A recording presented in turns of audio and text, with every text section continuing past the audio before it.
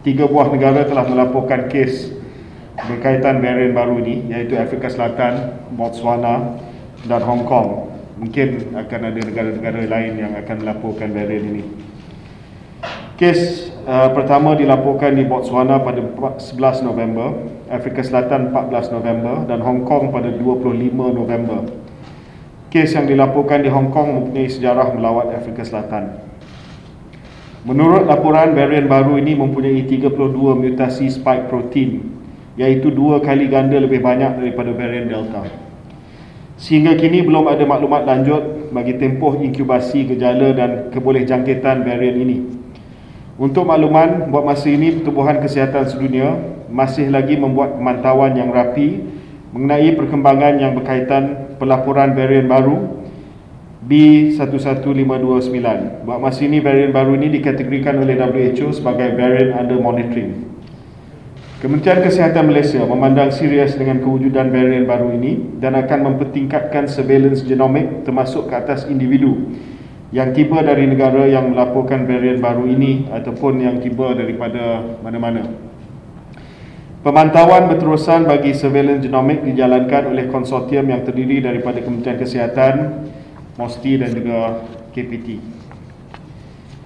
Berdasarkan surveillance genomik yang dijalankan sehingga 26 November, tiada virus COVID-19 varian baru B11529 yang dilaporkan di Malaysia. Namun demikian, sebagai langkah berjaga-jaga, Kementerian Kesihatan Malaysia telah memutuskan untuk mempertingkatkan langkah-langkah pencegahan dan kawalan sempadan bagi pengembara yang tiba di pintu masuk antarabangsa negara, iaitu pertama, pengembara warga negara Malaysia yang merancang melawat ke negara Afrika Selatan, Botswana, Eswatini, Lesotho, Mozambik, Namibia dan Zimbabwe adalah tidak dibenarkan untuk meneruskan perjalanan mereka. Kementerian Kesihatan Malaysia akan memaklumkan kepada Jabatan Imigresen Malaysia bahawa ada sekatan sementara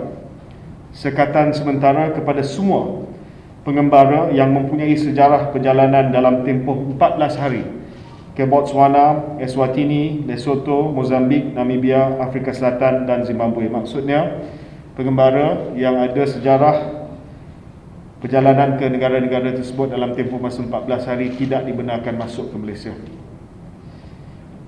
Warga negara Malaysia dan pemegang pas penduduk tetap yang pulang ke Malaysia dari negara-negara tersebut dibenarkan masuk ke Malaysia, namun dikehendaki menjalani kuarantin wajib selama 14 hari di stesen kuarantin tanpa mengira status vaksinasi serta tidak dibenarkan menjalani kuarantin di rumah.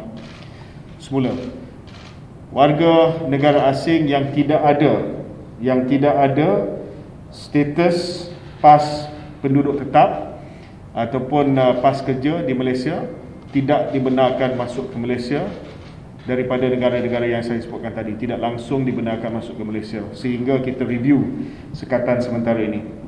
Warga negara Malaysia, pemegang pas penduduk tetap dan juga work pass permit holders dibenarkan masuk dengan syarat mereka menjalankan kuarantin 14 hari di pusat kuarantin tanpa mengira status vaksinasi. Ini adalah bagi mereka, warga negara Malaysia, pemegang pas sementara, ni pas kerja ataupun pemegang pas penduduk tetap yang mempunyai sejarah pergi ke negara tersebut dalam tempoh masa 14 hari. Keputusan ini berkuat kuasa esok, 27 hari bulan November. KKM akan terus menjalankan pemantauan perkembangan situasi varian baru ini di dalam dan luar negara, termasuk pelaporan daripada pihak WHO. Langkah-langkah pencegahan dan kawalan serta perkembangan mengenai varian baru ini akan dimaklumkan dari masa ke semasa. Kali ini saya telah maklumkan kepada Jemaah Menteri tadi, dan setelah dibincang di peringkat Kementerian Kesihatan Malaysia, kita telah mengambil langkah pencegahan dan berhati-hati untuk sekat secara sementara perjalanan daripada negara-negara tersebut seperti mana yang saya telah sebutkan tadi. Telefon baru percuma untuk semua. Pilih mana satu anda suka tanpa perlu kelulusan atau pendahuluan.